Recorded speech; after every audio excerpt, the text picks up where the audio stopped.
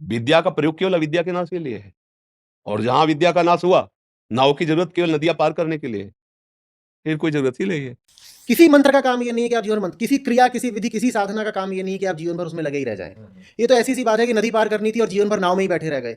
अच्छा। नाव सफल तभी है ना जब एक दिन आप नाव को त्याग दो। अच्छा। इसका मतलब है आप तट पर पहुंच गए, अब आपने त्याग दिया। तो ये सब विधियां हैं और इन विधियों का सही उपयोग किया जाना चाहिए। साधन को साधन की तरह इस्तेमाल करने की जगह, इमेजिन करो ना, पुल पर घर बना लिया, अब पुल कभी पार करोगे क्या? ये दिक्कत आ जाती है। लोग मीन्स को एंड समझना शुरू कर देते हैं। अच्छा। लोग साधन को साध्य समझना शुरू कर देते हैं। मैं कहता हूँ पुल की तो बहुत पूजा की जानी चाहिए, है ना। वही भाव था जब कहा गया था गुरु गोविंद खड़े का अकेला गोपाओ, गुरु पुल है। तो उसमें भाव ये है कि गोविंद कहाँ आ रहे हैं मदद करने, पार तो गुरु नहीं लगाया है, तो गुरु पुल है। तो इसलिए गुरु को कहा था कि ज्यादा सम्मान दो, गोविंद से भी ज्यादा सम्मान गुरु को दो।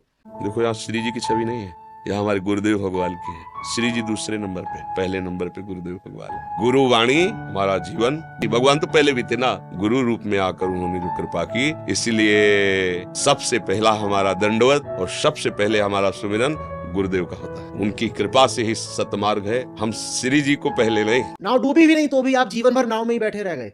नाव में ही पैदा हुए थे, नाव में ही मर गए, उस पार कभी पहुंचे ही नहीं। सारा खेल संतों ने कितने गीत गाए हैं कि बेटा उस पार पहुंचना है, उस पार, उस पार, नाव में नहीं बैठे रहना। बाकी जितनी विधियां हैं, क्रियाएं हैं, प्रक्रियाएं हैं, वो सब नाव हैं, उस पार पहुंचने के लिए इस्तेमाल करो। यहाँ तक कि जो ज्ञान भी है पूरा, जो ज्ञान मार्ग है, वो भी बस नाव है।